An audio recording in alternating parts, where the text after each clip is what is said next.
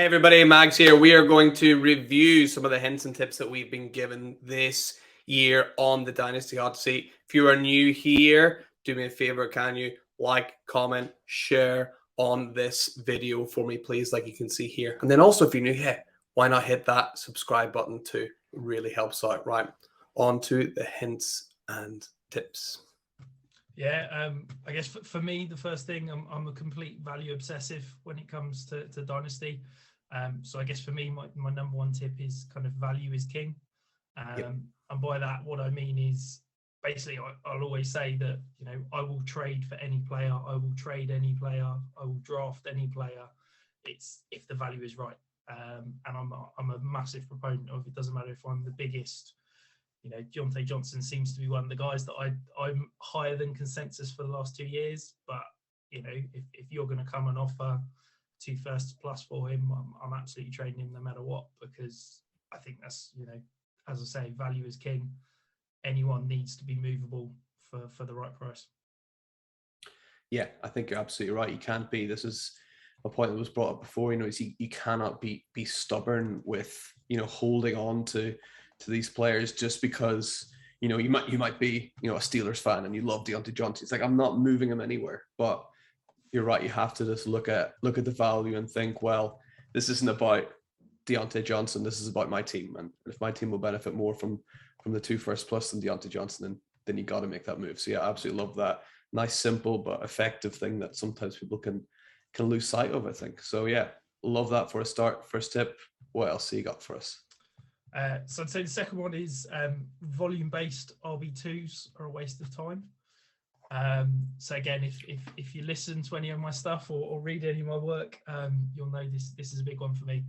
And it's basically, I don't see the point in wasting draft capital or kind of roster value in those RB2 types that are basically plodders, and the only reason they put up fantasy production is because of the fact they've got the volume. And for me, I believe that value in terms of a week-to-week fantasy points is replaceable by 10, 15 RBs on the bottom of my Dynasty rosters that you can get injury fill-ins. Devontae Booker the last year when Saquon Barkley was out produced essentially exactly the same as someone like a Josh Jacobs, but Josh Jacobs costs 10 times more. Yeah. And I just think that he's not offering me anything more than replacement level kind of RB2 value, but at a pretty high price. Yeah. So would you be more inclined to take your high end running back, your real bell cow running back, and then be happy enough to have your fill-in guys during the season, like your Bookers or maybe like a Jared Patterson or someone like that comes out of the blue? Or are you kind of more targeting, I want my 2 bell cow running backs and hope for the best with them?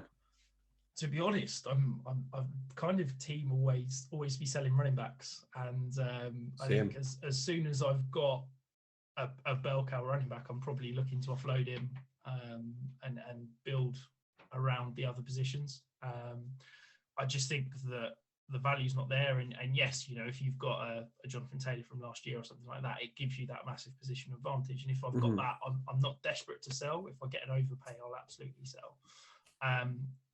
But the way I'll always build my Dynasty teams, and people sort of take the mick out of me for it, but once you get outside of like 10, 12 rounds in a startup draft, I'm just taking running backs. And if you look at any of my Dynasty teams, basically my entire bench is just 10 to 15 running backs. If it's a super flex, I'll roster 5, 6 quarterbacks, but I'm basically just loading up on all those RB2s, RB3s that are one injury away from being relevant. And we see it every single year. It doesn't matter what team, it doesn't matter what year it is, It doesn't matter anything. You can guarantee that there's going to be 3 or 4 running backs that have really good stretches purely based on the fact there's an injury. You look at Darrell Henderson, Alexander Mattison, even someone like Khalil Herbert or Kenneth Gainwell, who are both rookies this year. They both had stretches where they were putting up RB2 value,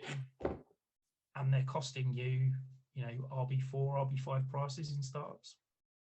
Yeah, I love that. I mean, I kind of realized I do that myself, but by accident almost. I was looking at sort of shares of players that I have, and my most owned share of player in Dynasty Leagues is Alexander Madison, who you just mentioned, because you just think, well, Dalvin Cook, I don't know when Dalvin Cook has ever had a full, complete season. He always seems to get injured. And Alexander Madison is so good and so talented, and he falls so late that you think, well, there's going to be weeks where he's going to win me games on his own.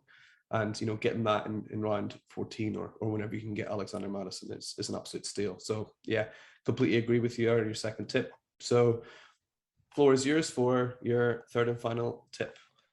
Yeah, and I guess this is kind of my big one that I kind of stake my reputation on, and it's that age at the quarterback position is the most overrated aspect of Dynasty, and but it works both ways. In that I think every year we overhype young quarterbacks, we overvalue guys that have done nothing in the NFL because people look at them and go, they're going to be my QB1 for the next 20 years.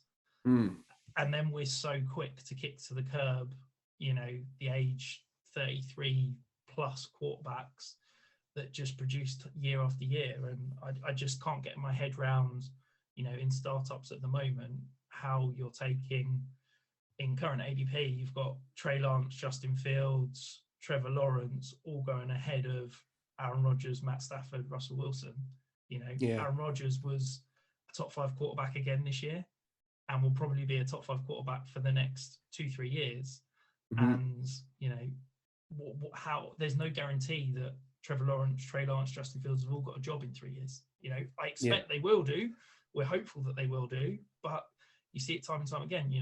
4 years ago, after his rookie year, Baker Mayfield was the QB2 in Dynasty ADP. That's crazy.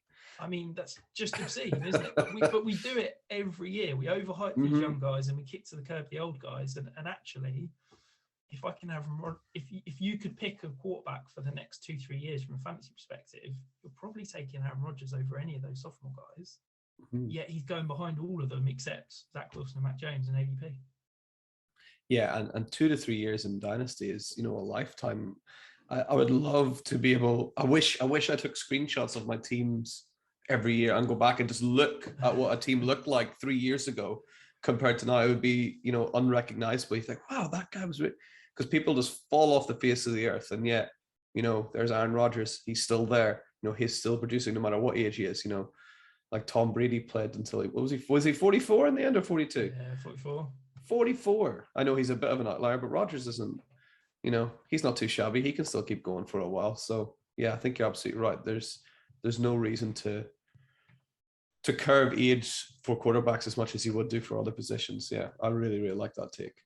Thank you so much for watching today's video. Remember, like this video, leave a comment if you want, and subscribe to the channel. These videos are going to be coming thick and fast, so you don't want to miss anything. So that's it for today. In the meantime, keep your teams lit.